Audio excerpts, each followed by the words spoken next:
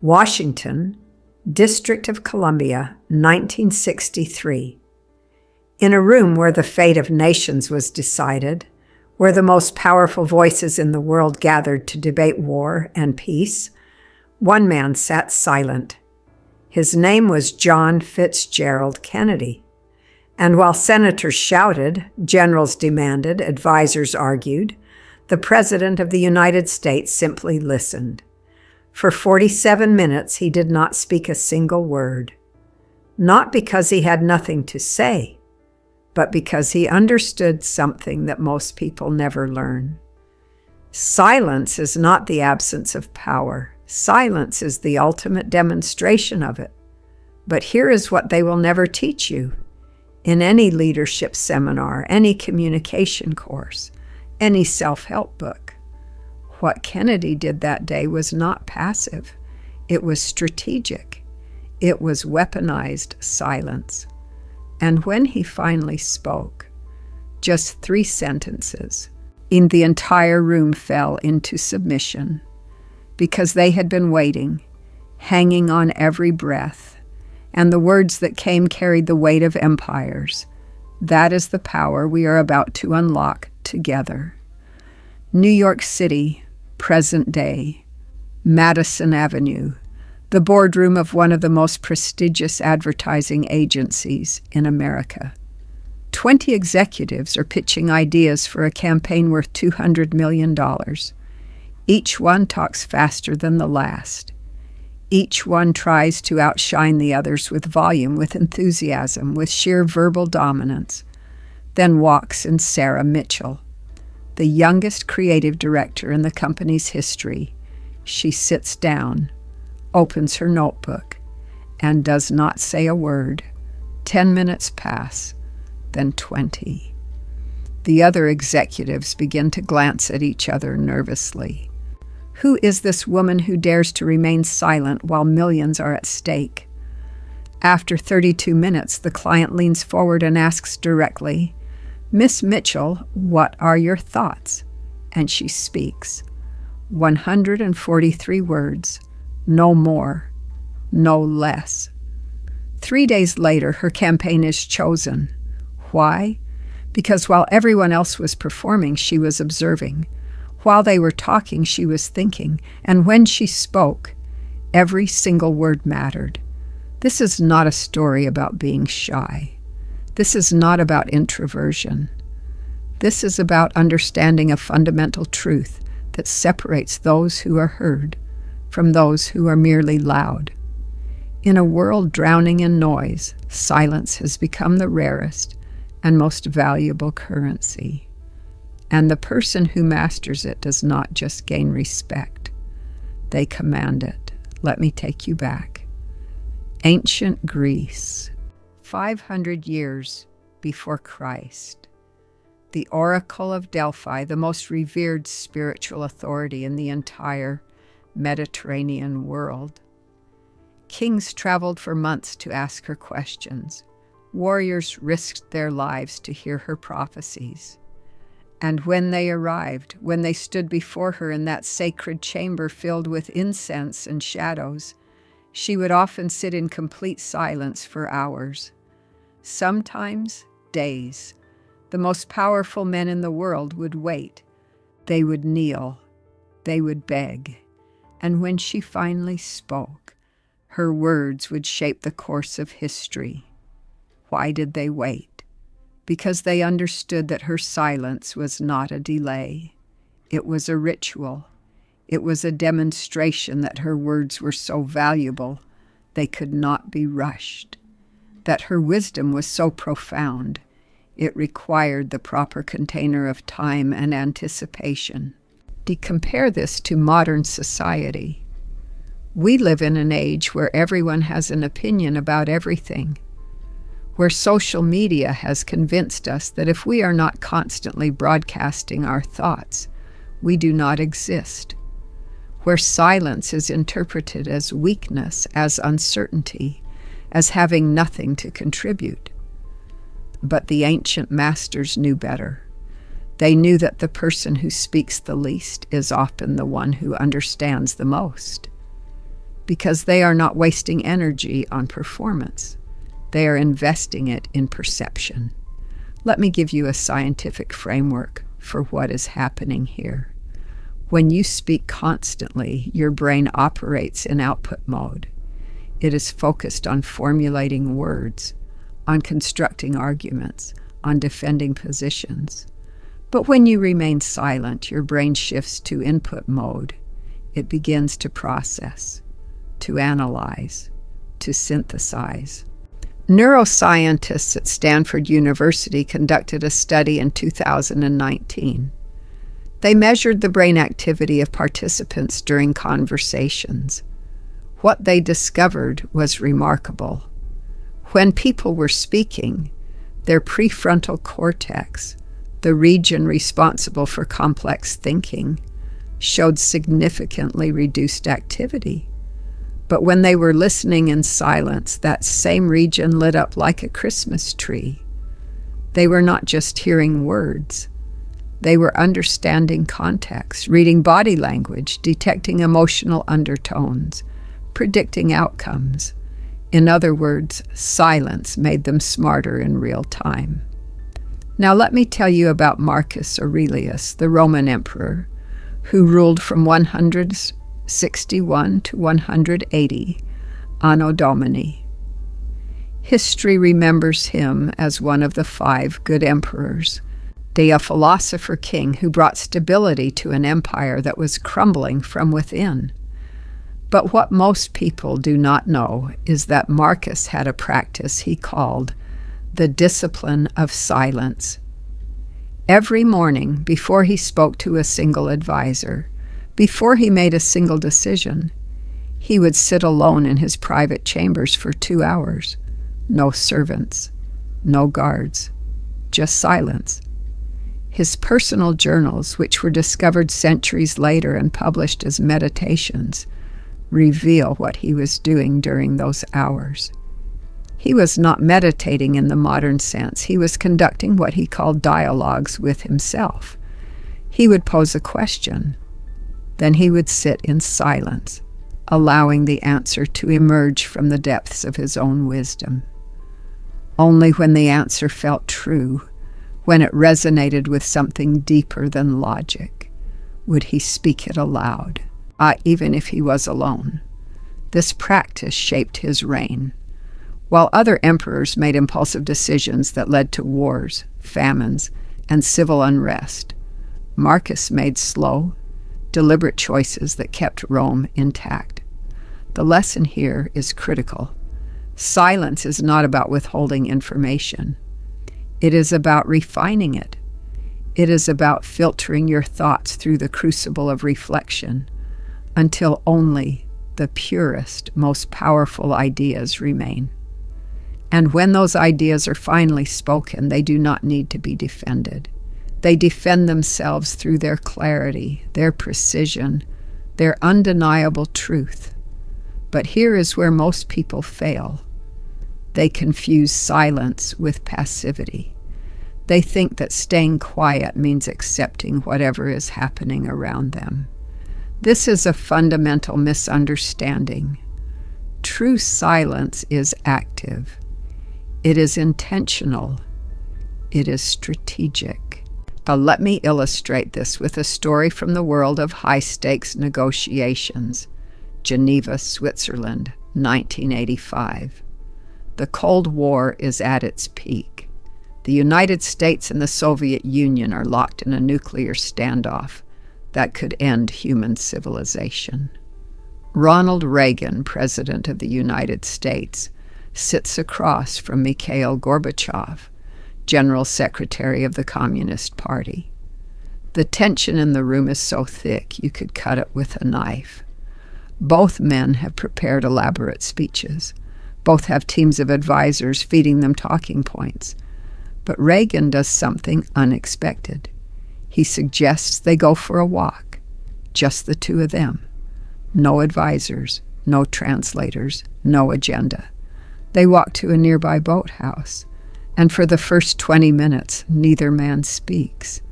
They simply walk side by side, breathing the cold Swiss air, watching the lake. Finally, Reagan breaks the silence. He does not talk about missiles or treaties or ideology. He tells a story about a farmer he once knew in Illinois. The story takes 3 minutes. When it ends, he falls silent again. Gorbachev waits.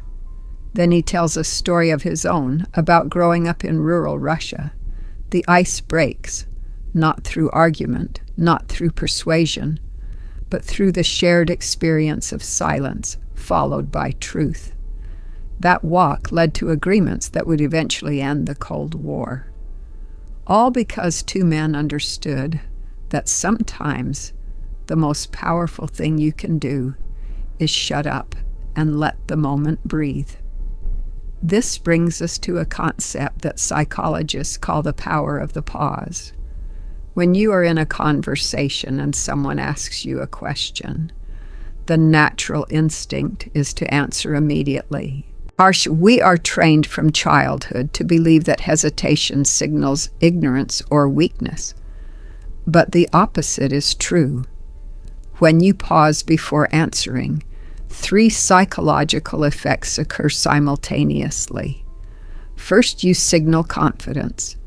You are communicating that you do not need to rush because you are not afraid of silence.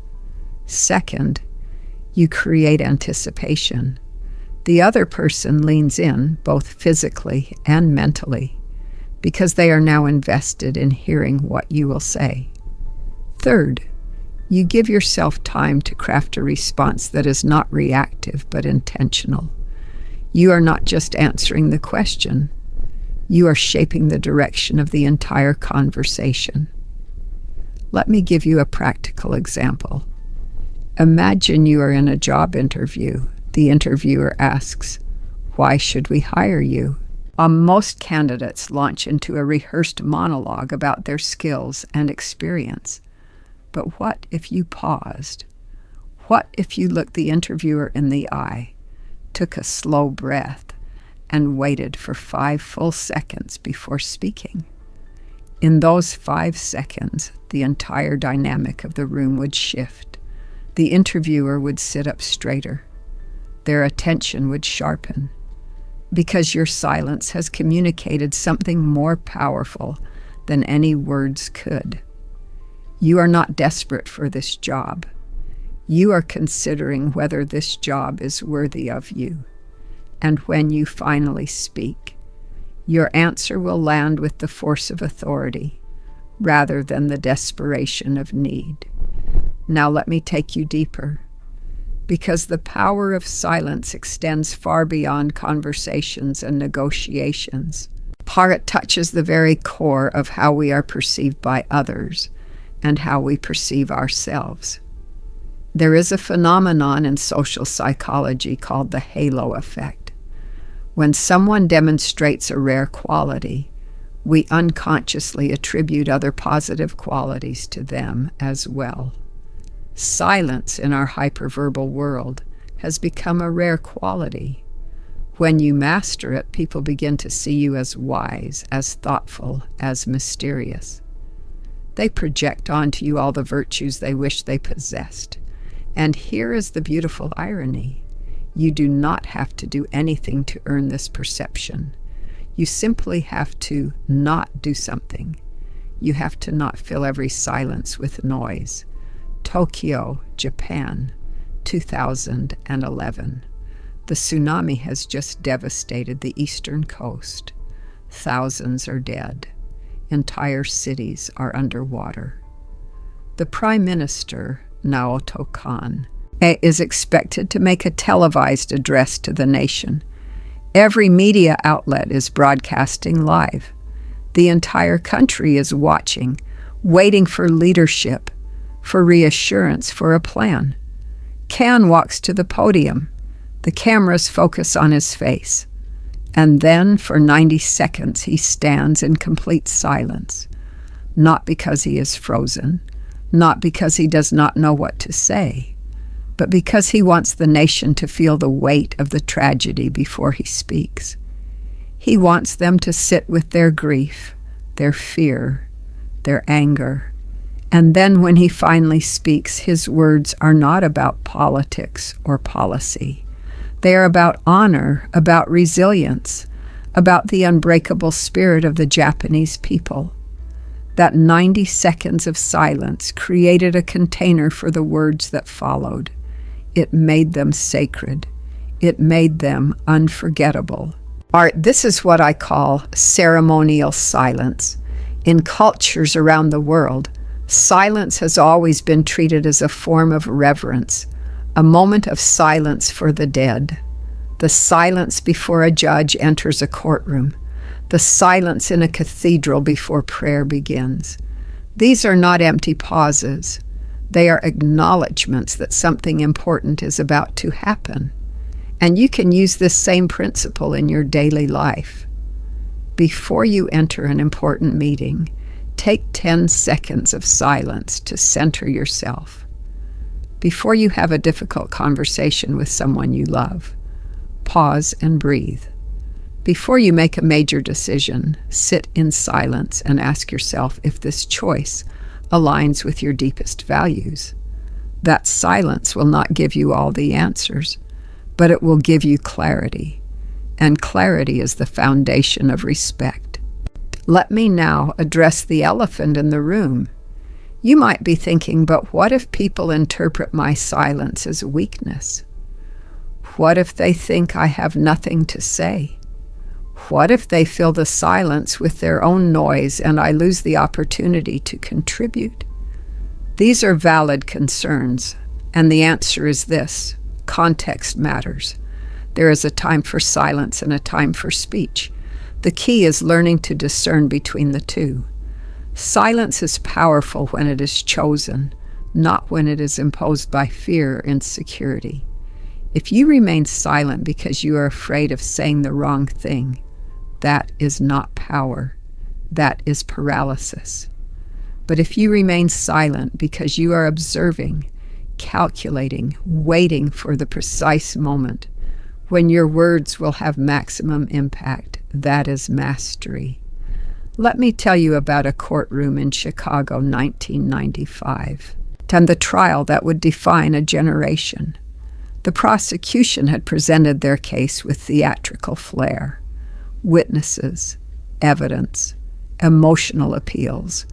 They spoke for days. The defense attorney, a man named Johnny Cochran, could have matched their energy. He could have shouted. He could have performed. Instead, he did something that confused everyone in that courtroom. For the first 3 days of his defense, he barely spoke. He asked witnesses short, surgical questions. 5 words, 7 words, never more than a sentence. And between each question, he would pause, sometimes for 10 seconds, sometimes for 20. The jury would lean forward, straining to hear what he would say next. The media called it psychological warfare, but it was not warfare. It was strategy. When Cochran finally delivered his closing argument, and the entire nation was hanging on his every word. Why? Because he had taught them to wait. He had trained them to value his silence, and when he broke that silence, his words did not just persuade. They thundered. This is the principle of scarcity applied to communication. In economics, we understand that value increases with rarity. Gold is valuable because it is rare. Diamonds command high prices because they are scarce. The same principle applies to words. When you speak constantly, your words become common currency. They lose value through inflation. But when you speak rarely, when you make people wait for your input, when you create scarcity around your voice, the value of every word you speak multiplies exponentially. People do not just hear you, they treasure you. Consider the world of professional poker. The best players in the world, the ones who win millions in tournaments year after year, share one common trait. They understand silence better than anyone. They sit at the table for hours without saying a word. They observe. They read body language. They detect patterns in breathing and eye movement, in the subtle tremor of hands reaching for chips. And while their opponents are chatting, joking, trying to intimidate or befriend each other, the masters are collecting data. They are building psychological profiles. They are waiting for the perfect moment to strike. And when they finally make their move, it is not random. It is calculated. It is based on hours of silent observation. This is why amateurs lose. Not because they play bad cards, but because they play without information. They talk when they should listen, and they react when they should observe. They fill the silence when they should embrace it. Miles Davis revolutionized jazz not by adding notes, but by adding silence. His album, Kind of Blue, is legendary because the most powerful moments are in the spaces between notes. Davis understood that music is about the relationship between sound and silence. This created a listening experience where audiences completed the music with their imagination, filling silence with their own emotions and meaning. Apply this to conversation. Think of it as music. Fill every moment with words, and you create an overwhelming drone. But introduce silence strategically. Pause after making points, and you transform conversation into art. This is how intimacy is created, and understanding deepens. There is a Japanese concept called ma, the space between things, the pause between words, the silence that gives shape to form. Western culture sees emptiness as something to fill. Eastern philosophy teaches that the gap is essential. Without silence, there is no speech worth hearing. Now, I want to address a question that often arises when people first encounter this teaching. What about extroverts? What about people whose natural energy comes from interaction, from verbal processing, from thinking out loud? Does this mean they are doomed to fail at mastering silence? Absolutely not. Extroversion and silence are not opposites. They are different dimensions of the same skill. Some of the most powerful users of silence in history were natural extroverts. Winston Churchill, for example, was famous for his speeches. He loved words. He loved language. He loved the sound of his own voice. But he also knew when to stop talking. He knew when to let a sentence hang in the air, creating tension and anticipation. He knew when to pause in the middle of a speech, letting the audience catch up emotionally to what he had just said. His mastery came not from suppressing his extroversion, but from channeling it, from using words like a sculptor uses a chisel, removing everything unnecessary until only the essential remains. The same is true for you. If you are naturally talkative, you do not need to become a monk. You do not need to take a vow of silence. You simply need to become more intentional, more selective, more aware of when your words are adding value and when they are just filling space. Think of it like this. A chef who loves cooking does not throw every ingredient into every dish. They select. They combine. They balance. And they know that sometimes one perfect ingredient, prepared simply, is more powerful than a complex mixture that overwhelms the palate. Your words are ingredients. Use them wisely. Combine them thoughtfully. And never forget that sometimes the most delicious part of the meal is the pause between courses, the moment of anticipation before the next flavor arrives. Let me take you to Silicon Valley, 2007, a product launch that would change the world. Steve Jobs walks onto a stage in San Francisco. He is about to unveil the iPhone, the first true smartphone, a device that will redefine communication, computing, and culture. The audience is buzzing with anticipation. Journalists from around the world are watching. And Jobs does something unexpected. He stands on stage for 12 seconds without saying a word. He just looks out at the audience, smiling slightly, 12 seconds of pure silence. In the world of public speaking, 12 seconds is an eternity. Most speakers would be terrified. They would rush to fill the gap. But Jobs understood something that few speakers ever learn. The silence was not empty time. It was building anticipation. It was creating a container for the announcement to come. And when he finally spoke, his first words were not technical specifications. They were not marketing jargon. He said, "This is a day I have been looking forward to for 2.5 years. Simple, personal, true." And because of the silence that preceded it, those words landed with the force of a bomb. The launch became legendary, not just because of the product, but because of the way it was presented, with silence as the foundation. Yeah, with words as the rare, precious gift placed on that foundation. This brings me to a critical distinction.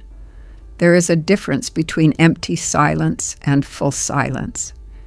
Empty silence is awkward. It is the silence of someone who does not know what to say, who is frozen by fear or uncertainty. This silence makes people uncomfortable because they can feel the void. They can sense the absence of presence. But full silence is different. Full silence is pregnant with awareness.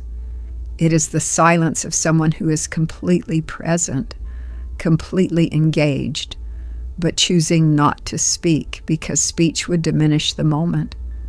This silence makes people lean in. It makes them curious. It makes them respect you because they can feel that something is happening beneath the surface. Something deep, something powerful. The question is, how do you move from empty silence to full silence? The answer is simple, but not easy. Presence. You must be fully present in every moment, not thinking about what you will say next, not rehearsing responses, not judging yourself or others, just being here, now, aware, alert, alive. When you achieve this presence, silence is no longer uncomfortable. It becomes natural. It becomes your home. There is a story about Mahatma Gandhi that illustrates this perfectly. In 1947, during the partition of India, when millions were dying in religious violence, Gandhi decided to go on a fast unto death. His goal was to stop the killing, but he did not make speeches. He did not write manifestos. He simply stopped eating, and every day he sat in silence.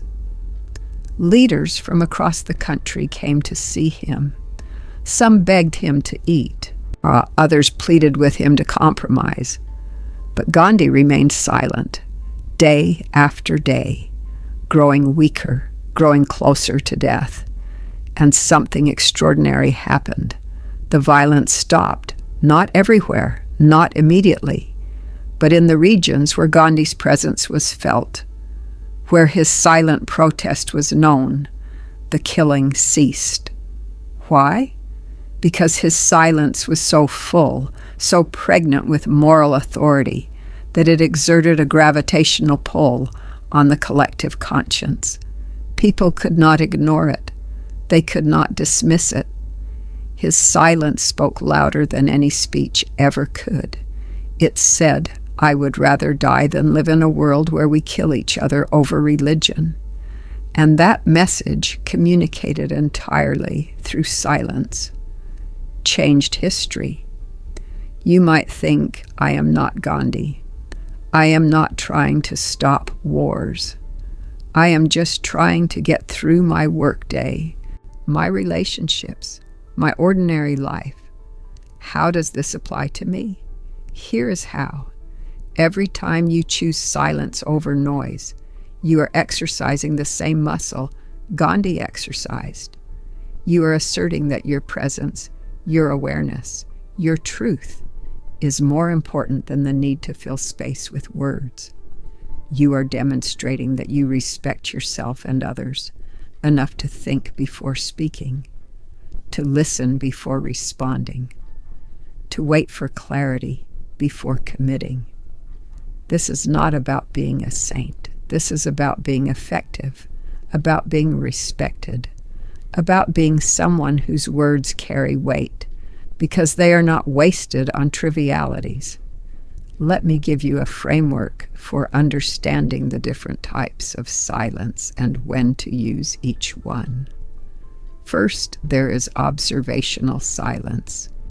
This is when you enter a new environment and you deliberately stay quiet to assess the dynamics. Who has power? Who is pretending to have power? What are the unspoken rules? What are people not saying that is more important than what they are saying? This type of silence is strategic. It is intelligence gathering. Second, there is empathetic silence. This is when someone is sharing something important and you resist the urge to interrupt with solutions, stories, or advice. You just listen, fully, completely. This silence communicates respect. It says your experience matters more than my need to be heard. Third, there is authoritative silence.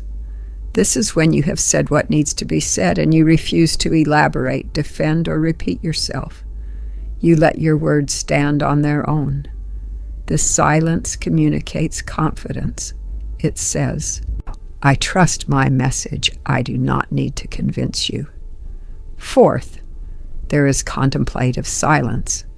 This is when you pause before answering a question because you are genuinely considering the best response. This silence communicates thoughtfulness. It says, I care more about being accurate than being quick. Each type of silence serves a different purpose. Each communicates a different quality. The master of silence knows which type to use in which situation. They do not default to one pattern. They adapt. They flow. They respond to what the moment requires. And over time, this becomes intuitive. You do not have to think about which silence to use. You just know, because you have trained yourself to be present enough to feel what is needed. This is the ultimate goal, not to follow rules about when to speak and when to be silent, but to develop such deep presence, such refined awareness, that the right action emerges naturally, without effort, without calculation. Just truth expressing itself through you, sometimes in words, sometimes in silence, but always with power. A Harvard Business School study in 2014 revealed something revolutionary. The most influential leaders were not the most eloquent or the loudest. They were the ones who used silence strategically. They listened first, spoke briefly, and let their words land without rushing to fill gaps. These three practices correlated with significantly higher ratings of influence and leadership potential. This should fundamentally change how you approach professional interactions. Next time you are in a meeting, try this. Say nothing for the first third. Just listen. When you speak, use half the words you normally would. Then stop. Do not elaborate unless asked. You will walk out with more respect because you demonstrated self-control, confidence, and depth. Now, what about cultures where silence is interpreted differently? The answer is calibration. In fast-paced environments, use micro-silences. Pause for 3 seconds instead of 20. The principle remains the same. You are being more intentional than those around you. Remember, the goal is not silence for its own sake. The goal is effectiveness. The key is intention. Ask yourself, am I speaking because it serves a purpose or out of habit and fear? Abraham Lincoln's Gettysburg Address was revolutionary. While contemporaries gave 2-hour orations, Lincoln spoke for 2 minutes, 272 words with strategic pauses. The speech was structured around silence. He would speak a phrase, pause, let it sink in, then continue. That 2-minute speech has echoed through history, while 2-hour speeches are forgotten. Why? Because Lincoln understood that words gain power through scarcity, and silence creates a frame that makes words precious. This applies to writing, too. Look at Hemingway, Carver, Morrison. They write short sentences. They use white space to let words resonate. They trust the reader to fill gaps. This makes writing more powerful because the reader becomes co-creator rather than passive consumer. In conversation, when you leave space, you invite deeper engagement. You make the other person a participant rather than an audience. I want to challenge you with a practice that will feel uncomfortable at first, but will transform your communication skills. For 1 week, commit to cutting everything you say in half. If you normally use 100 words to explain something, use 50. If you normally take 5 minutes to tell a story, take 2.5. If you normally send a 3-paragraph email, send 1 paragraph. This will force you to get clear on what is essential. It will reveal how much of your communication is filler, how much is repetition, how much is unnecessary elaboration. And as you cut away the excess, what remains will be stronger, clearer, more memorable. Your colleagues will start paying more attention when you speak because they know you do not waste words. Your friends will start seeking your advice because they know you get to the point. Your romantic partners will feel more heard because you are not filling the space with your own voice. You are making room for theirs. This practice is difficult because we have been conditioned to believe that more is better. More information, more explanation, more words. But in communication, as in art, the opposite is true. The sculptor does not add material to create beauty. They remove it. They chip away everything that is not essential until the form emerges. Your job is to do the same with your words, to chip away everything that is not necessary until only truth remains, pure, clear, powerful. Let me tell you about a CEO I once observed during a crisis. Her company had just experienced a massive data breach. Customer information was compromised. The media was attacking. Employees were panicking. The board was demanding answers. She called an all-hands meeting. 800 employees gathered in the auditorium, expecting a long explanation, a detailed plan, a defensive speech. Instead, she walked on stage, stood in front of the microphone, and said 10 words. "We failed. I am sorry. We will fix this. Trust me." Then she walked off stage. The room was stunned. But something remarkable happened in the days that followed. Employee morale did not collapse. It strengthened. People rallied. They worked harder than ever to fix the problem. Why? Because her brevity communicated several things simultaneously. She was not making excuses. She was taking responsibility. She was not panicking. She had a plan. She respected their intelligence enough not to over-explain. And most importantly, she trusted them to rise to the challenge. That 10-word statement did more to restore confidence than a 10-page speech ever could have, because it was true, it was clear, and it was surrounded by the power of silence. This is what I want you to understand at the deepest level. Silence is not the absence of communication.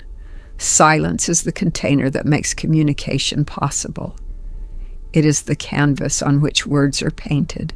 It is the stage on which meaning performs. Without it, there is only noise. With it, there is music. Without it, there is only chaos. With it, there is order.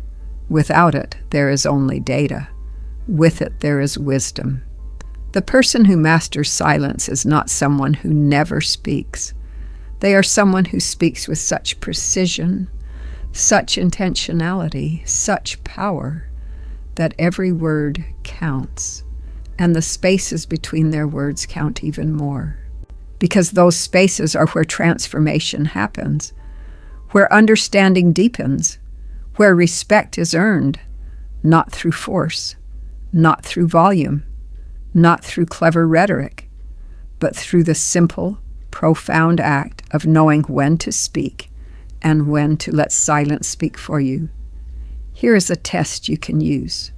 Before you speak, ask yourself these 3 questions. First, does this need to be said? Second, does this need to be said by me? Third, does this need to be said by me right now? If the answer to any of these questions is no, then your silence will serve you better than your speech. This does not mean you should never speak. It means you should speak with intention. Every word should be a conscious choice, not a reflexive reaction. Let me tell you about Susan Cain, the author who wrote a book called Quiet: The Power of Introverts in a World That Cannot Stop Talking. When she was preparing to give her TED Talk in 2012, she was terrified, not because she did not know her material, but because she knew that the stage, the audience, the cameras would all be designed to amplify extroversion. She considered filling her talk with jokes, with energetic gestures, with the kind of performance that TED audiences expect. But then she made a radical decision. She would embrace her natural quietness. She would speak softly. She would pause often. She would let silence do half the work. The result? Her talk has been viewed over 30 million times. It became one of the most influential TED Talks in history, not because she shouted, but because she whispered. And in that whisper, people heard something they had been longing for. Permission to be quiet in a world that demands constant noise. This brings us to a deeper truth. The power of silence is not just about how others perceive you.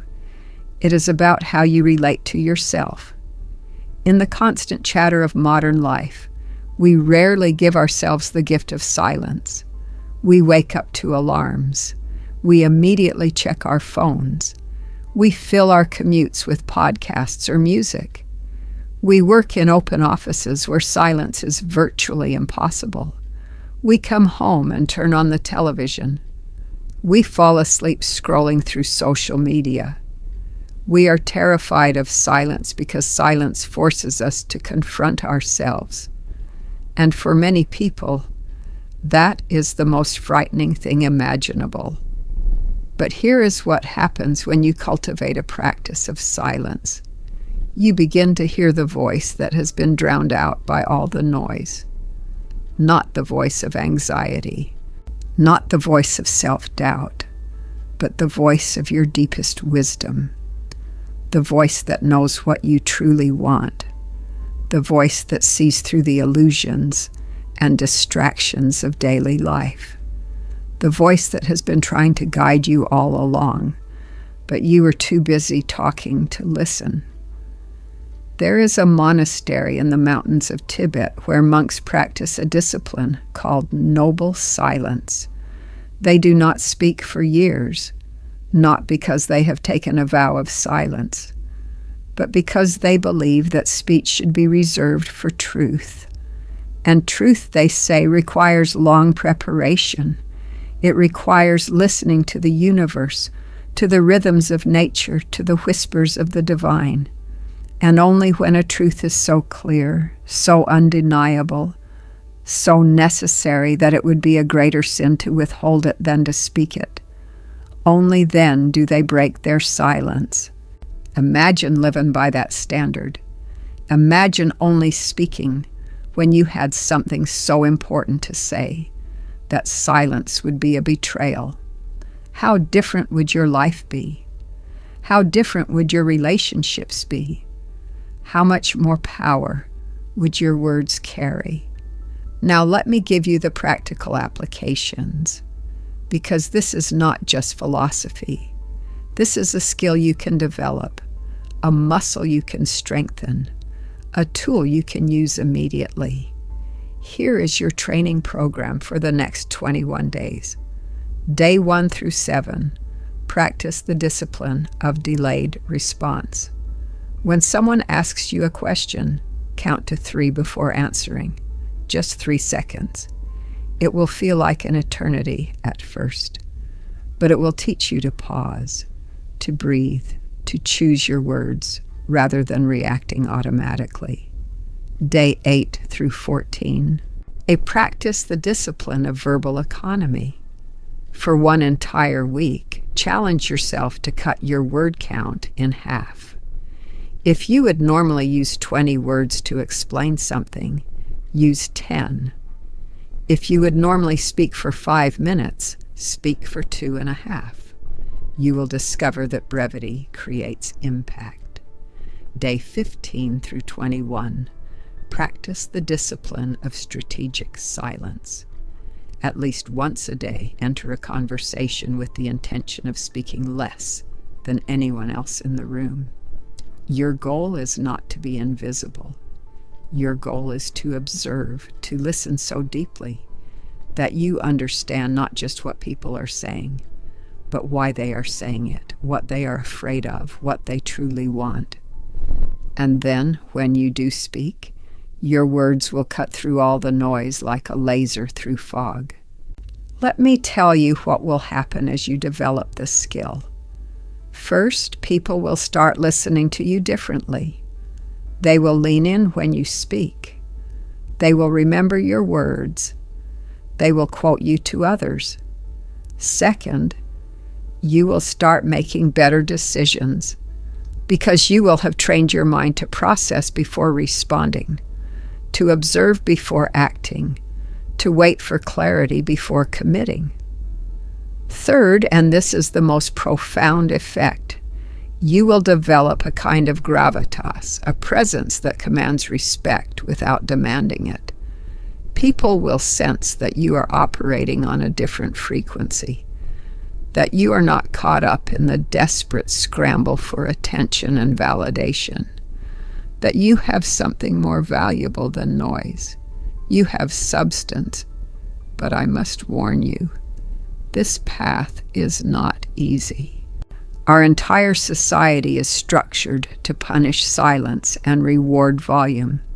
The loudest person in the meeting gets promoted. The most outspoken politician gets elected.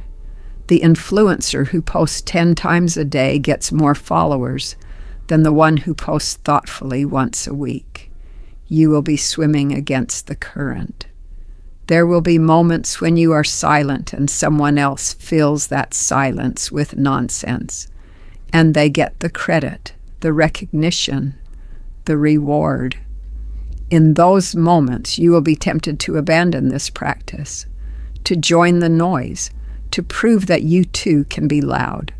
Do not, because what you are building is something far more valuable than fleeting recognition. You are building a reputation. And reputations are not built in a day. They are built over years, through consistency, through integrity, through the accumulation of moments where your words mattered because they were rare, because they were true, because they came from a place of deep reflection rather than shallow reaction. Let me give you one final story. Steve Jobs, the founder of Apple, was famous for many things. His vision, his perfectionism, his ability to distort reality through sheer force of will. But one of his least known practices was what his colleagues called the silence test. When someone would come to him with a product idea, a marketing strategy, a problem that needed solving, Jobs would not respond immediately. He would sit. He would stare, sometimes for minutes that felt like hours. People found it unnerving. Some thought he was being rude. Others thought he simply was not paying attention. But what Jobs was actually doing was running the idea through every possible filter in his mind. He was asking himself, is this the best version of this idea? Is there a simpler way? Does this align with our values? Does this push us forward or hold us back? And only when he had clarity would he speak. Sometimes his response would be a single word, yes or no. Sometimes it would be a complete redesign of the concept. But his silence was never wasted. It was the crucible through which mediocre ideas became great ones. And the people who worked with him learned that his silence was not a void to be filled. It was a process to be respected. This is the ultimate lesson. When you master silence, you teach people how to treat you. You teach them that your attention is valuable, that your words carry weight, that your presence is not something to be taken for granted. You stop being background noise and become a signal. And in a world drowning in noise, signals are what people are desperately searching for. They want someone who will cut through the chaos and speak truth. But truth cannot be spoken constantly. It must be distilled from silence. It must be earned through reflection. It must be delivered with the precision of a surgeon, not the spray of a fire hose. So here is what I am asking you to do. Starting today, commit to becoming a student of silence, not the silence of fear or insecurity, but the silence of strength, of wisdom, of strategic power. Notice when you speak out of habit rather than necessity. Notice when you feel silence because you are uncomfortable with it. Notice when your words are adding value and when they are simply adding noise. And then, gradually, consciously, deliberately, begin to edit. Begin to cut. Begin to refine. Speak less. Listen more. Observe deeper. And when you do speak, make every word count. Make every sentence a deliberate choice. Make every conversation an opportunity to demonstrate that you understand something most people never will. That in a world obsessed with being heard, the real power belongs to those who know when to be silent.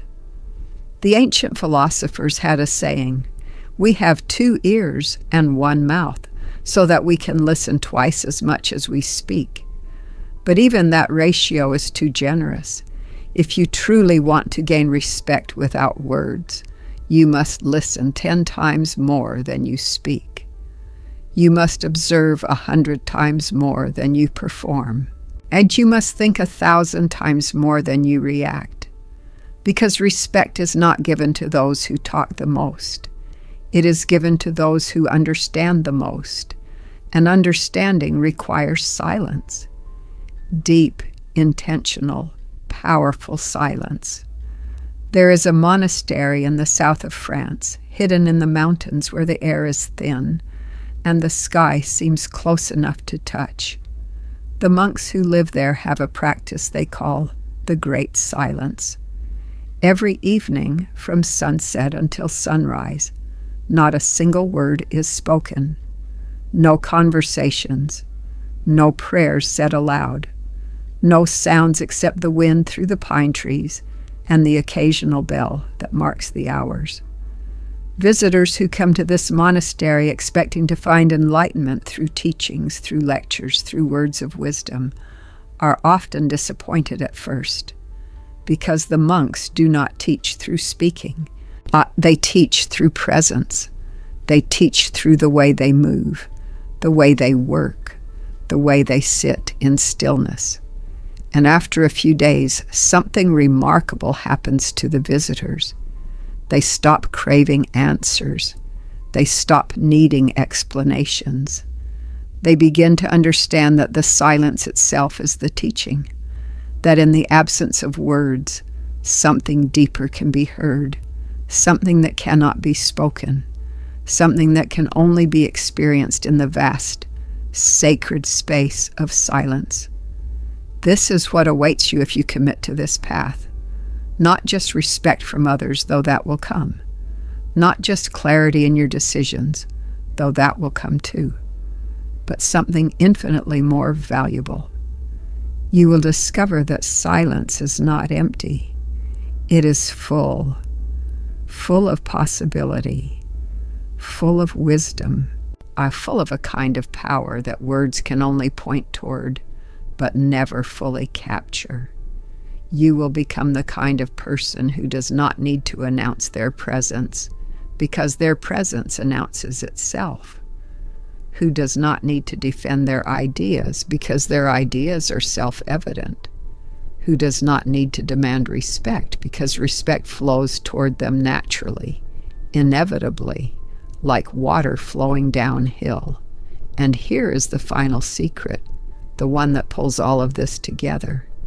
The power of silence is not about other people. It is about you. It is about reclaiming your attention from a world that wants to steal it every second of every day. It is about choosing quality over quantity, depth over breadth, substance over noise. It is about becoming the kind of person who lives intentionally rather than reactively. Who speaks from wisdom rather than impulse, who understands that the most important conversations are the ones you have with yourself in the silence of your own mind. And when you become that person, when you master the art of silence, you do not just gain respect. You gain something far more precious. You gain yourself. 21 days, that is all I ask. 21 days of practicing delayed response, verbal economy, strategic silence. 21 days of becoming comfortable with the discomfort of silence. 21 days of training your mind to process before speaking, to observe before reacting, to wait for clarity before committing.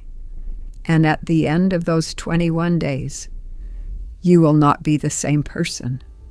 You will have developed a skill that 99% of people lack.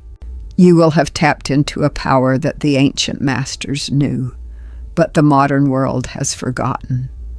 You will have learned what Kennedy knew in that room in Washington, what Marcus Aurelius knew in Rome, what the Oracle of Delphi knew in ancient Greece. That silence is not weakness. Silence is the ultimate strength. And those who master it do not just earn respect. They command it without speaking a single word. The path is before you. The choice is yours.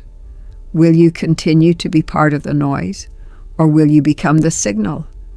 Will you keep talking to prove you exist, or will you embrace the silence and discover a power you never knew you had?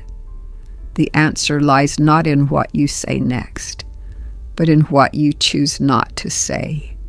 Remember this above all else. In a world where everyone is shouting, the whisper becomes thunder. In a world where everyone is performing, authenticity becomes revolutionary. In a world where everyone is filling every moment with noise, silence becomes sacred. And those who possess the sacred hold the keys to something far greater than respect. They hold the keys to transformation, your transformation, starting now. So take a breath, a deep, slow breath, and in that breath, find the silence. Let it expand inside you. Let it become your foundation, your shelter, your secret weapon. Because from this moment forward, you are no longer someone who needs to prove themselves through words.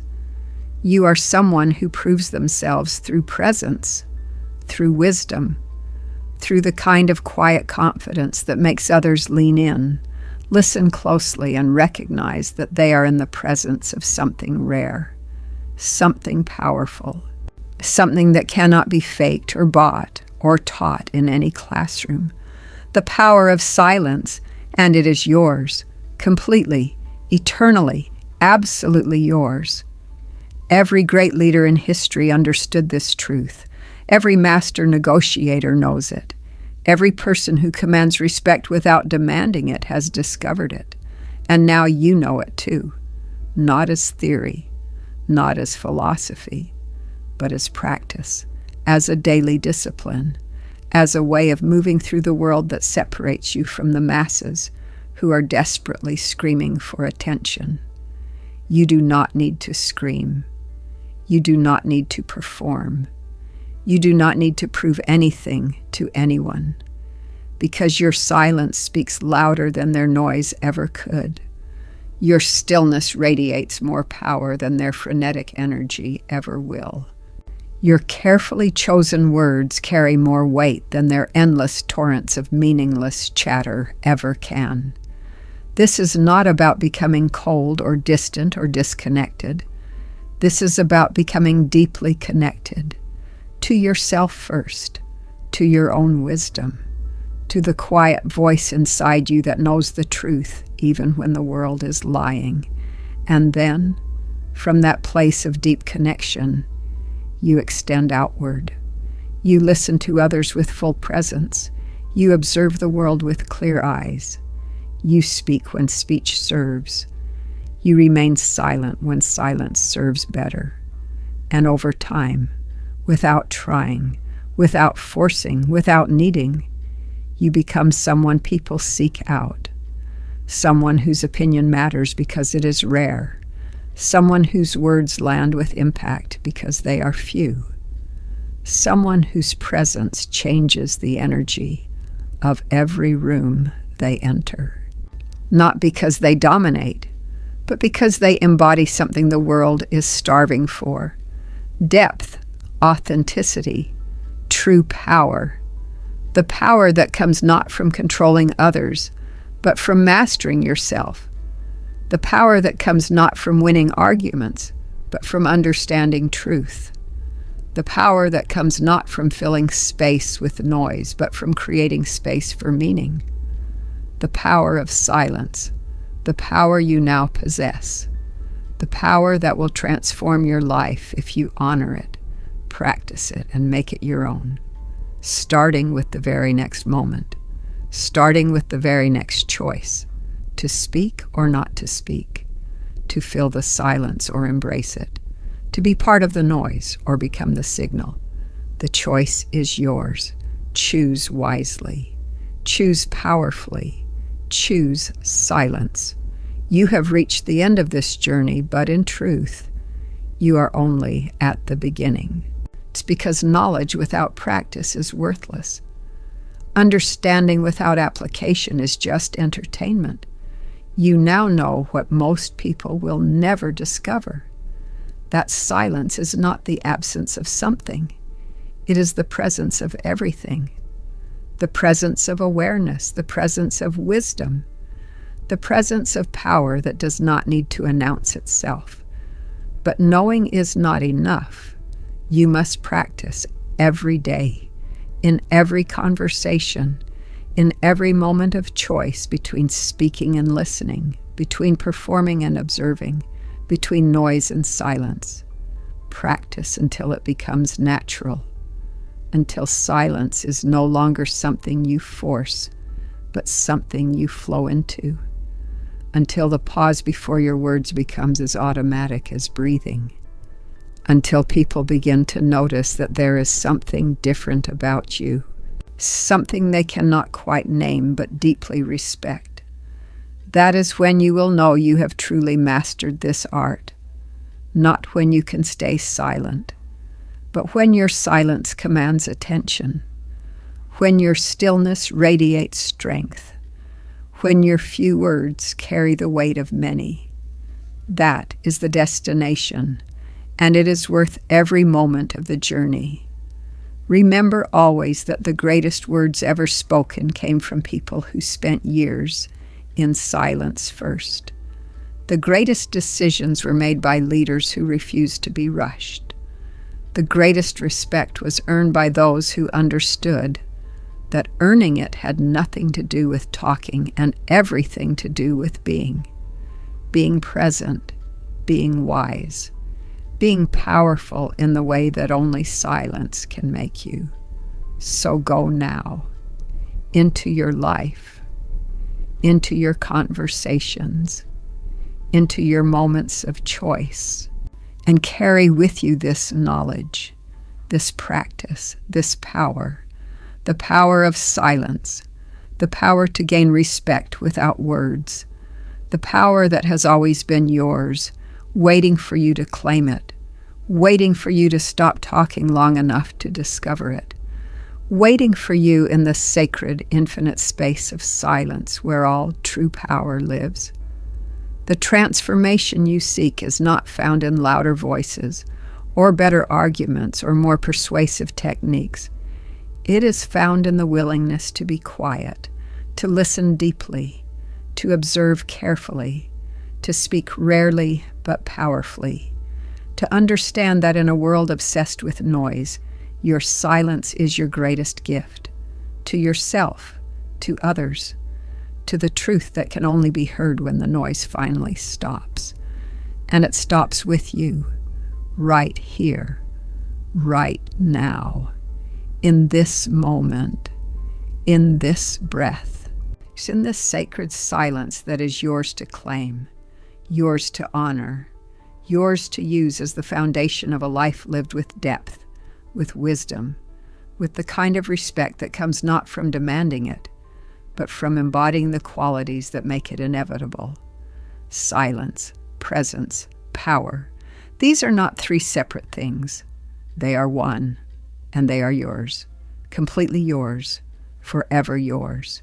If you choose them, if you practice them, if you become them, starting now, starting here, in the silence that speaks louder than words ever could, the silence that is your birthright, your superpower, your path to the respect you deserve and the life you were meant to live, a life of meaning, a life of depth, a life of power, the power of silence, your power. Claim it now. You have been given a map to a territory that 99% of humanity will never explore, not because they cannot, but because they are too busy talking to listen, too busy performing to reflect, too busy filling every silence with noise to discover the power that silence holds. But you are different. You have read these words.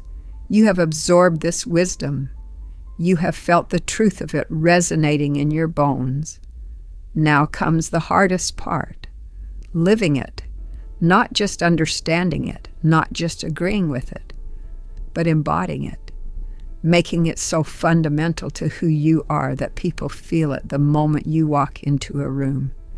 Before you speak a word, before you make a sound, they feel your depth, your presence, your power, and they respect you for it, not because you demanded respect, but because you earned it through the discipline of silence, through the wisdom of listening, through the strength of knowing when to speak and when to let silence do the speaking for you. This is your inheritance. This is your birthright. This is the power that has always been within you, waiting for you to stop seeking it outside and start claiming it inside, in the quiet, in the stillness, in the vast, infinite space of silence where all true power resides. Go there now. Go there often. Go there whenever you need to remember who you really are, not the person who talks to fill the void, but the person who embraces the void and discovers that it is not empty at all. It is full of everything you ever needed, full of all the power you ever sought, full of the respect you were always meant to command, the power of silence. It is yours. Take it, use it, become it, and watch your life transform in ways words could never describe. Because some truths are too profound for language. Some powers are too vast for explanation. Some transformations can only be experienced in the silence. Your silence. The silence that starts right now, right here, in this moment. As you close your eyes, take a breath and feel the power rising from within. The power of silence. The power that is you. The power that has always been you. The power that will carry you forward into a life of depth, wisdom, and respect that words alone could never earn. This is your path. Walk it in silence. And let the world wonder at the power you possess without ever speaking its name. The masters of silence throughout history shared one common understanding. True power whispers. It does not shout. It does not demand attention. It simply exists with such undeniable presence that attention flows toward it naturally. You have now been initiated into this ancient wisdom, but initiation is just the beginning. The real work starts tomorrow morning when you wake up and choose silence over noise, when you pause before reacting, when you listen instead of performing. This is not a technique. This is a way of being, and every day you practice it, you become more of who you were always meant to be. Someone whose words matter because they are rare. Someone whose presence commands respect because it is grounded in depth rather than display. The path is clear. The power is yours. The only question remaining is whether you will walk this path with the commitment it deserves. I believe you will, because you have made it this far. And that tells me everything I need to know about your character. If this message resonated with something deep inside you, if you felt the truth of silence calling to you, then take a moment right now to hit that like button. Not for me, for yourself. As a commitment to this path, as a declaration that you are ready to step out of the noise and into the power of silence. And if you want to continue this journey, if you want more wisdom that cuts through the superficial and touches the essential, then subscribe to this channel. Because there is so much more to explore, so many more forgotten truths waiting to be rediscovered, so many more paths to power that the world has overlooked. But most importantly, share this message with one person who needs to hear it. Someone who is drowning in noise and desperately needs permission to be silent. Someone who is trying to be heard by shouting when they should be commanding respect through stillness. Send them this video. Give them this gift. Because the power of silence multiplies when it is shared. Welcome to a new way of being. Welcome to true power. Welcome to the silence.